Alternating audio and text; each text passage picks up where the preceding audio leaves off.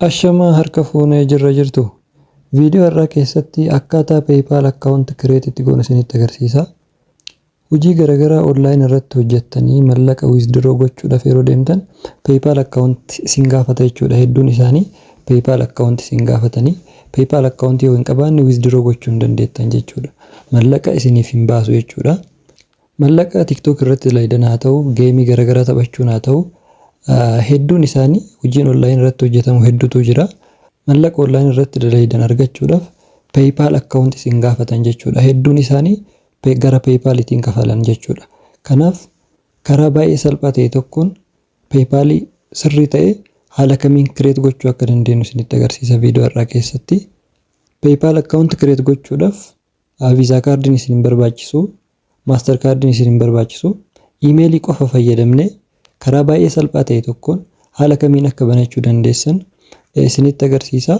Viidiyoo kana like gochuu hin dagatinaa. Akkasumallee obbolaawwan chaanalichaa haarawaa taatan subscribe gochuudhaan hanga xumuraan hordofaa isiniin jedha. Amma kallattimaan gara viidiyoo isin dabarsa. Jalqaba irratti Chrome irra seentu. Chrome irra erga seentan booda achi booda iddoo sarchii kanarratti PayPal/AE jettanii sarchi gootan. PayPal/AE achi booda sarchi ni gootu. Achi booda fuula kanatti isin geessaa. Kan jalqaba irra jiru kana dhiiftanii kan lammataa irratti argamu kana business kan jedhu kana irratti click ni gootanii. Achi booda asirratti login sign up isiniin jedha. Login kan jedhu kana irratti dhiiftanii sign up gootan jechuudha. Login kan jedhu kana irra click gootan yoo amma dura bantanii jiraattan login gootanii seentan jechuudha. Garuu amma haarawa banaa jirra waan ta'eef sign up jennaan jechuudha.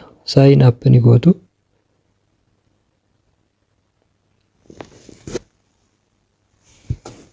Achi booda asirratti filannoo lama isiniif kenna. Personal kan jedhu ni jira, business kan jedhu ni jira. Kan lammataa kana filanna jechuudha. Business kan jedhu kana irratti al tokko click ni goona. Achi booda get start kan jedhu kun ni jira. Achi booda get start ni gootu. Achi booda asirratti foormii guuttanii maqaa keessan, maqaa abbaa keessanii, emailii keessan ni galchitanii, paaswordii ni galchitu. Jalqaba maqaa keessan ni galchitu.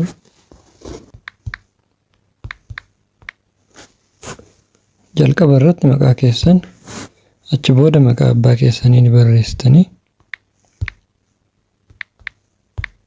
Achi booda asirratti emailii keessan ni galchitanii. Emailii sirrii ta'e asirratti galchuu qabdan. Emailii paaswordii isaa hin daganne, emailii hin dagatamne jechuudha kan asirratti galchuu qabdan.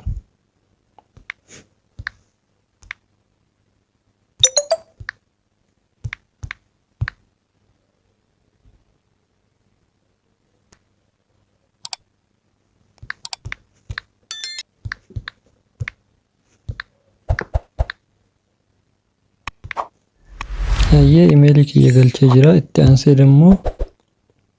aansee paaswordii ni galchitanii. Paaswordii kan emailii keessanii osoo hin taane paaswordii kan biroo galchitanii. Paaswordii strong ta'e, paaswordii jajjabaa ta'e itti galchuu qabdan jechuudha.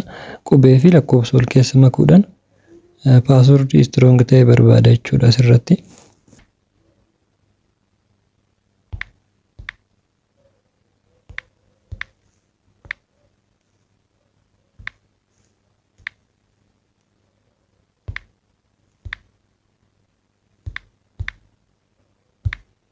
Dijitii 8 hanga 20 galchuu akka dandeessan isinitti agarsiisa.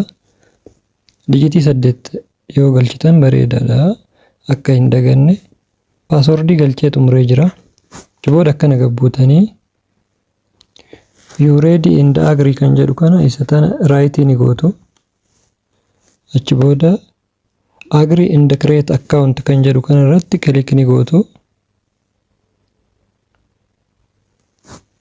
Booda asirratti email your code kan jedhu kana irratti al tokko click yeroo isin gootan karaa emailiitiin meseejii isiniif ergachuudha. Meseejii san copy gootanii fiddanii email your code kan jedhu kana irratti al tokko click ni gootu. Achi booda Gmail keessanii irra seentanii koodii inni erge copy gootanii dhuftanii Achi booda lakkoofsa kooppii gootan sana asirratti paste gootan jechuudha. Hayyee koodii itti galchee jira amma. Achi booda submit gootanii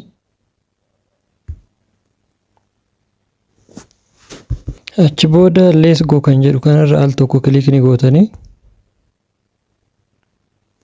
individual kan jedhu kanarratti al tokko click gootanii individual kan jedhu filattaniif jechuudha. Asirratti individual irra ni keettanii achi booda next kan jedhu kanarratti al tokko click ni gootu.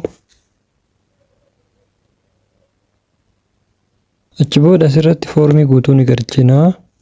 Achi booda jalqaba irratti birthday ni guuttu. Birthday keessan ni guuttanii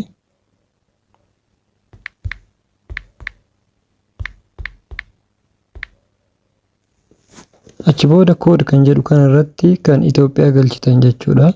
Al tokko irra click gochuudhaan achi booda asirratti alaabaa kan Itoophiyaa barbaadanii itti galchitanii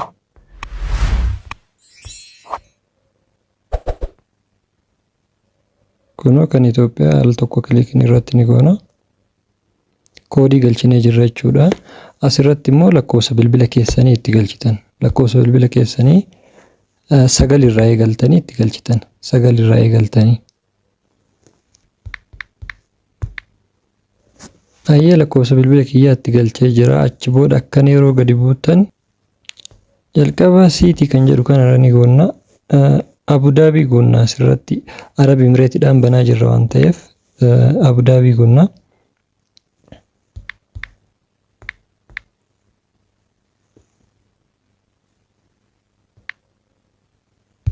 Abu Dhabii jettanii guuttan akkanatti.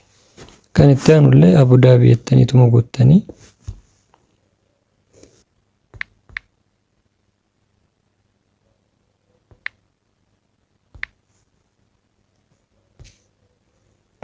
Achi booda hunda isaatu Abu Dhabii jettanii erga guuttan booda next kan jedhu kan irratti click gootu.